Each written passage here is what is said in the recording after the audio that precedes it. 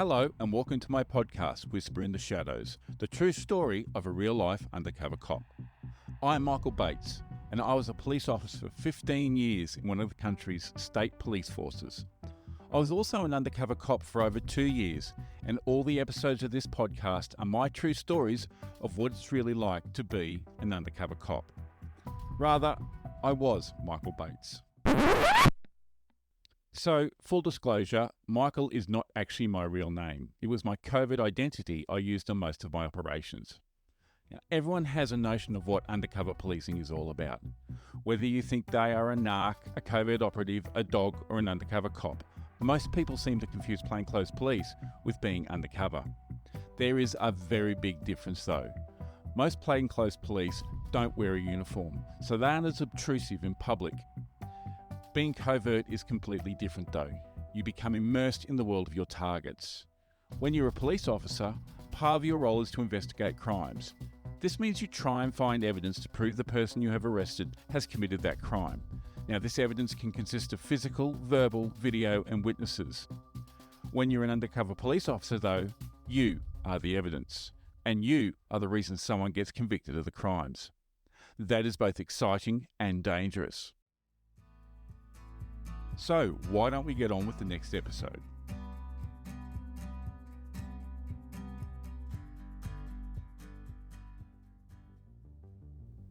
Welcome to episode 11 of my podcast, Whisper in the Shadows.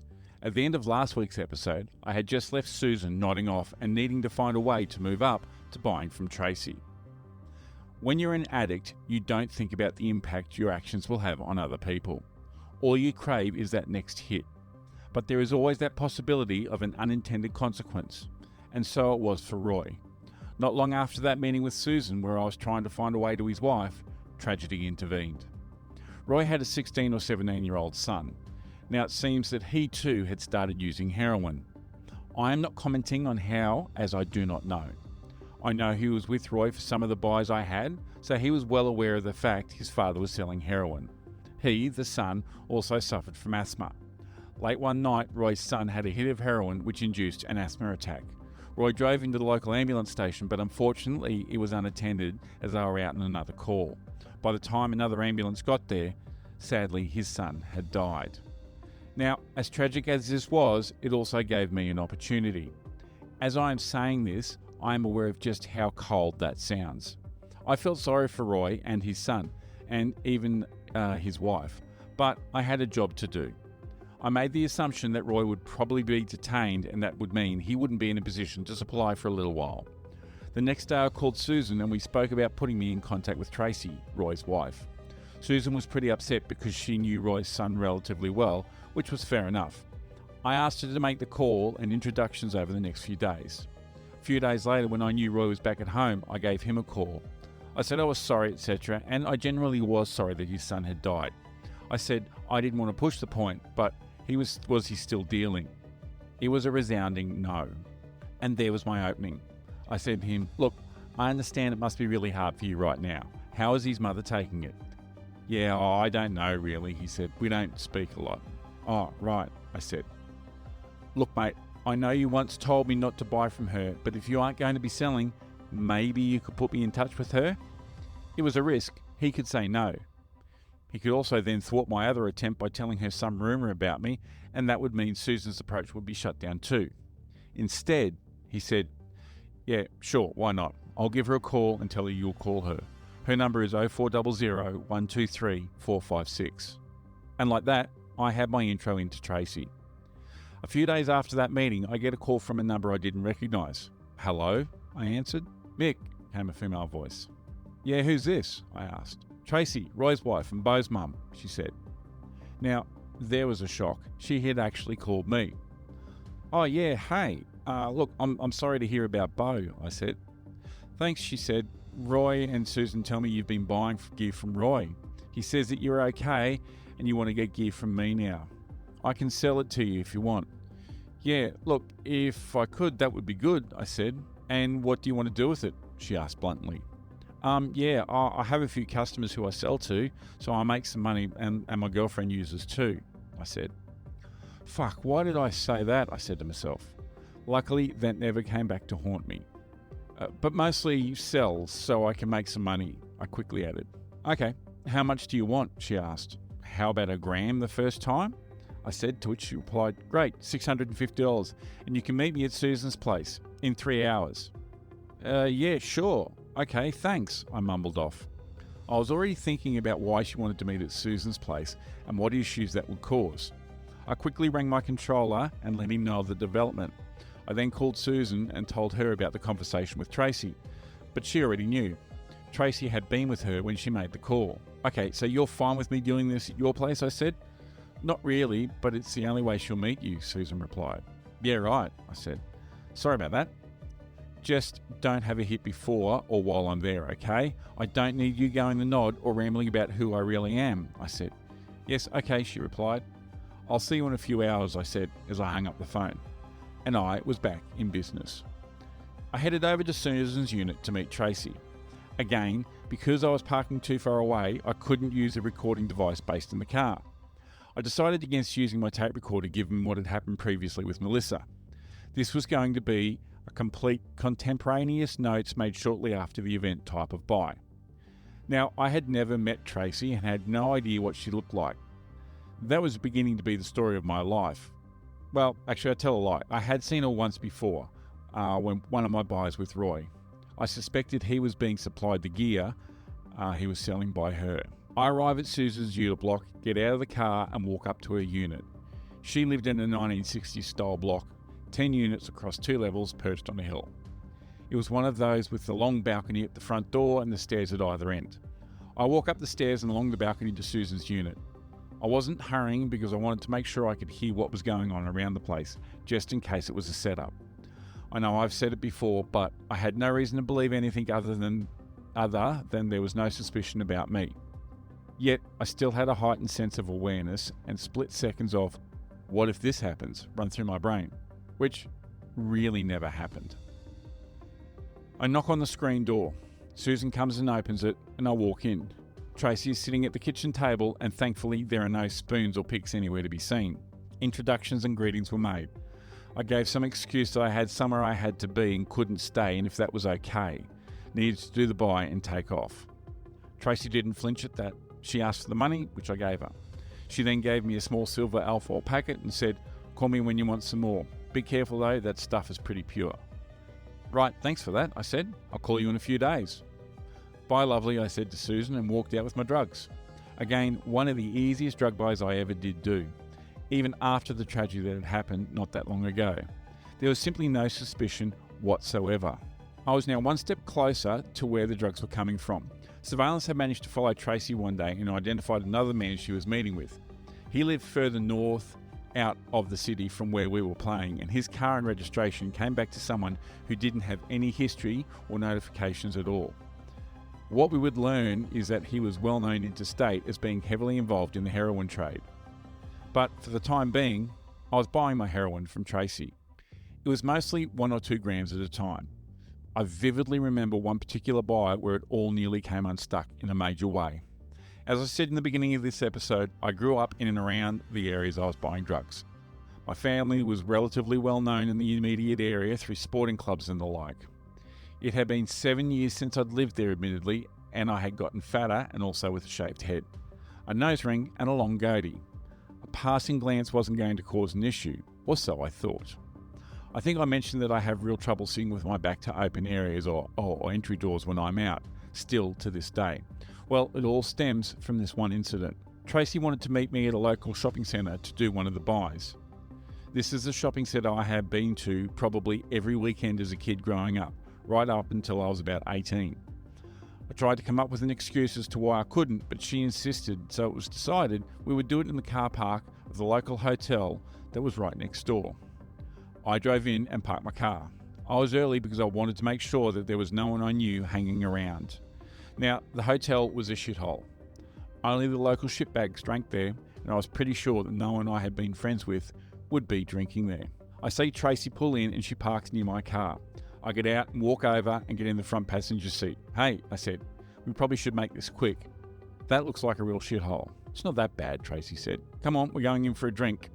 Nah, I can't, I said. Come on, Mick, you have no choice. I want a drink, then we can do the deal. Yeah, right, I said. And we got out of the car and walked up to the hotel. Now, there were two entrances, one to the public bar and one to the private bar. Tracy headed to the private bar. I walked in slowly behind her and had a good hard look around to see if there was anyone that I was likely to know or who was likely to blow my cover. We walked up to the bar, bought a drink, and went and sat down at the table in the corner. I was sitting with my back to both the front door and the door to the other bar, but I was facing the door to the men's toilets. That meant that no one could see me when they came into the bar, but if they went to the toilet, then they would definitely see me, and if they recognised me, it was a beeline to me to say hello. Quickest beer I have had in a long time, let me tell you. Things were going well, we did the buy there in the hotel and finished our drink. She got up to go, and I said I would go to the toilet first and I'd give her a call in a few days. I went into the men's room and breathed a sigh of relief. I did my business, and as I was walking back out, I passed a guy walking towards the toilets. I kept my eyes down but smiled as we passed. I had this bad feeling in my gut. As I'm walking away, I hear this voice calling out. When I was at school, I had a nickname that the entire school knew me by. It was one of those that just stuck with you. I had it through uni and then into the academy until I got a different one at one of the stations I worked at. So I hear this name being called out. Fuck, I thought. Someone recognises me. I raised my head and have a glance around to see if Tracy was still in the bar. She wasn't, but the voice was getting louder. I could feel he was about to use my real name. I stopped, turned around, and gave him a look that said, I am not who you think I am, mate. Now fuck off. He got my message because he stopped following me and said, sorry mate, wrong person. And with that, I hurried out the door and to my car.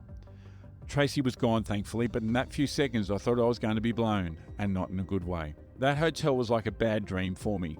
About halfway into the op, the property crime squad believed they had a lead on a local break-and-enter crew who were absolutely destroying the local suburbs. They came to my controller and suggested I get an introduction to the crew through someone they had arrested and was happy to be an informant.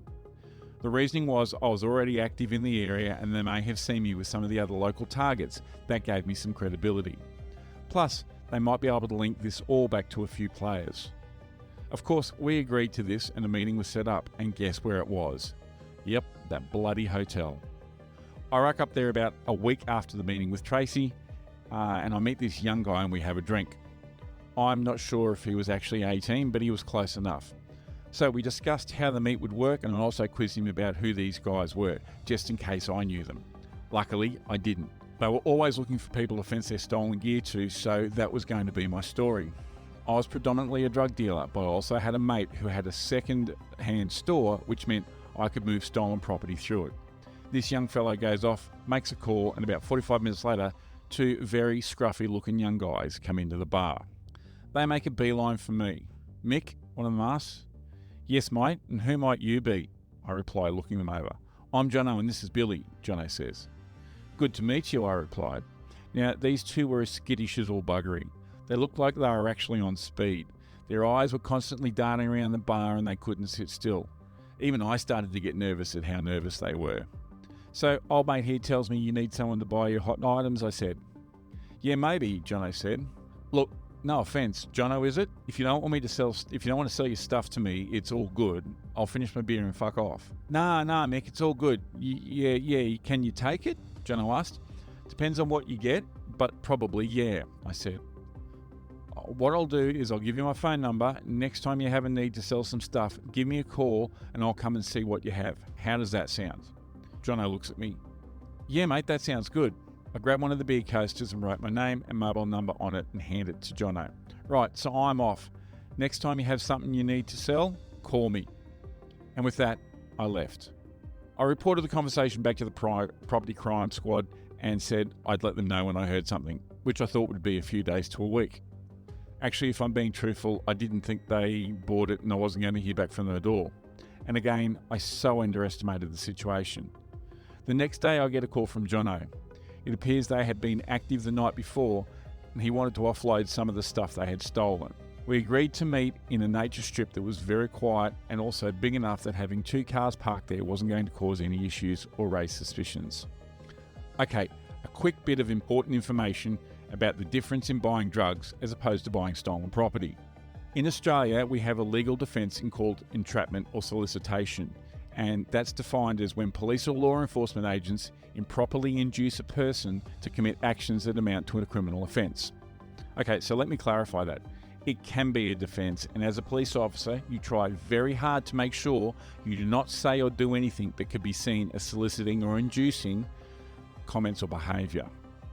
The only offences when this isn't considered are drug offences. For example, if I come up to you in a pub and say, mate, do you know where I can get a 55-inch TV? And you go out and steal one and then sell it to me, I have issues relating to whether you would have actually committed the crime if I hadn't asked you to do it. But if I come up to you and say, mate, do you know where I can buy some chuff? And you go out and get some and then sell it to me, that is not considered entrapment or solicitation. So for the drugs, I didn't really have to worry too much about it. But with this property job, I had to be very careful to make sure they were coming to me with stolen property and I wasn't asking for it. Confusing, isn't it? I met up with Jono and he had some electronic items and some jewelry which I bought off him. I gave him $500 for everything, which he wasn't happy about, but hey, these things happen. I left with the same comment as when we first met at the hotel. If you have anything you want to get rid of, give me a call and I will see. I wasn't expecting another call for the next few days. I mean, who breaks into houses every single night? So I'd gone to bed late that night and drifted off to sleep almost straight away. Having a mobile phone, I was still getting used to mobile etiquette. When I was at my real home, the phone was turned off at about 7 p.m. When I was at the safe house, it was on all night, just in case my wife wanted me or something happened with the family. Last thing I expected after 12 months of doing UC work was having a target call me late at night. But that is exactly what happened. About 2 a.m, my phone rings. I wake up with a start and blearily look at the noisy black block ringing.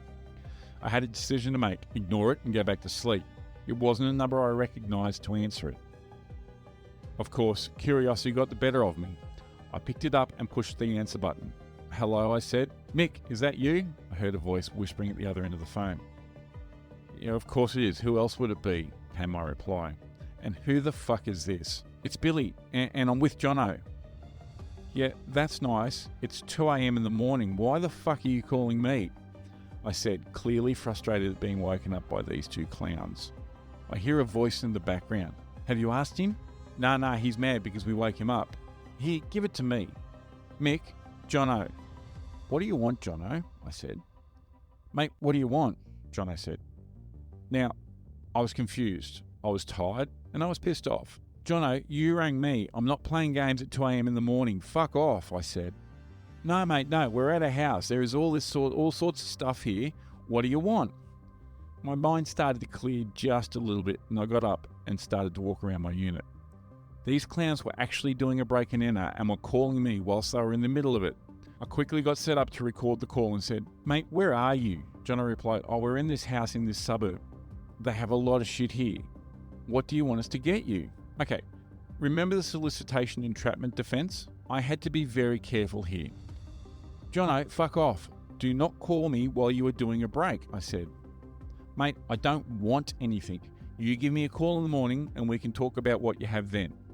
Yeah, righto, Mick. Sorry, hey, Jono said. Don't call me at 2 in the morning again, mate. Understand? Came my reply and I hung up. I sat back down on my bed and had an incredulous look on my face. The actual nerve of these grubs to break into someone's house and then call me to take orders for things to steal. And that is what he was doing. During that conversation, he actually went through all the things that were in the house he could see to try and get me to say, I'll take that. About 3 p.m. that day, Jono gave me another call and we arranged to meet at the same place we had the last time. This time when I turned up, he and Billy were driving a ute I had never seen before and it was packed with property. Well, what's all this? I said. Jono said, yeah, it's what we got last night. What do you think? I'm not going to take all of that, Jono. How am I going to get that in the back of my mate's shop? Where will I put it? Now remember, I was still driving the Suzuki Vitara. And Jono, don't you ever call me when you are doing a break again. Do you understand? I said. Yeah, Mick, sorry, mate, he said. And don't call me at 2 in the fucking morning for fuck's sake, I said. So I had a look at everything they had and agreed to buy the property that I would want returned, and that looked like it was the most expensive stuff. I had a fair idea of where the break-in had occurred, and my controller had given that info to the property crime squad, and hopefully they were chasing down the owners. I took as much as I could. You have never seen a funnier sight than three blokes trying to shove furniture, TVs, a stereo system, and other various things into the back of a Tara. Now came the fun part. All the property I could take was already in my car. I had the upper hand when it came to negotiating price. Well, I only had $1,000 on me. So I started at $700. That didn't go down too well, and I thought young Billy might get a bit violent. They wanted $2,000. I said no and went to $750. And for good measure said, if you don't want the money, you can unpack my car. They came down to $1,500. I went up to $800. They came down to $1,200. I went $850 and said, that's it. They accepted the money begrudgingly. Now, this was good practice for when I left the police and became a tour guide in China with all the bargaining I had to do at the markets with my tour groups. So, I give them the money and I head off, this time to the Property Crime Squad office to hand in all the property, have it photographed, fingerprinted, etc. I did make sure they weren't following me, but wasn't too concerned about anyone else. Their counter-surveillance was non-existent compared to the Vietnamese drug groups I had dealt with previously. I was able to take down the registration number of the ute and it turns out it was stolen. All in all, they were having a pretty bad day. They had been recorded doing a break and enter, then recorded selling stolen property, and then recorded being in the stolen car. I did one more buy with these guys and then Property Crime Squad thought they should round them up and stop the break and enters. So I had been making a number of buys from Tracy. I had also had a few one-off buys with some other dealers, and I even went back to that hotel to see if I could get any intelligence or get a buy from a local dealer, to no avail. I did, however, win a meat tray, so there was that. But I was getting nowhere fast on my way up the chain. I was at my controllers one day and I was doing my nose whilst watching the Wiggles. They had only just become the Wiggles at that time, and I remember seeing them 5 years earlier as the Cockroaches. But his kids loved them and they became a staple for my son when I needed some supervision for him on a Saturday morning when he woke up at 6 a.m. You have to love a 5-disc DVD player and the Wiggles. 3 hours of extra sleep. Anyway, we were discussing Tracy and this guy and he believed we weren't getting anywhere. The bosses had decided that if we couldn't get an intro, then they would close down the operation in a few weeks. Of course, I thought that was a bad idea. Firstly, we were making some progress with other dealers. And secondly, I was having a good time, which of course was the purpose of what I was doing. Look, I'm not going to lie. Pretending to not be a cop was the most fun you can have with your clothes on, or sometimes off. I loved it. And I've said it before, I can understand how some people go off the rails whilst doing it. You have money, drugs, alcohol, and very little oversight back then. We didn't even have drug testing or psychologists. I had a very, very strong sense of right and wrong, and I knew I was just playing a game. I was acting. But did I take drugs? We've run out of time on this episode. Make sure you join me next week to find out the answer to that question and whether I was able to convince Tracy to introduce me to her supplier. Thank you for listening to Whisper in the Shadows, my true stories of a real-life undercover cop. I hope you've enjoyed that episode. In the next one, we'll explore more exciting stories from my operations. Please make sure you subscribe to the podcast so you never miss an episode. Lastly, if you're an ex-covert operative or undercover police officer, I would love to chat to you about your experiences. Or if you're feeling dangerous, tell your stories on my podcast. Please get in contact by my email, which is whisperintheshadowspodcast@gmail.com. I look forward to you joining me next time.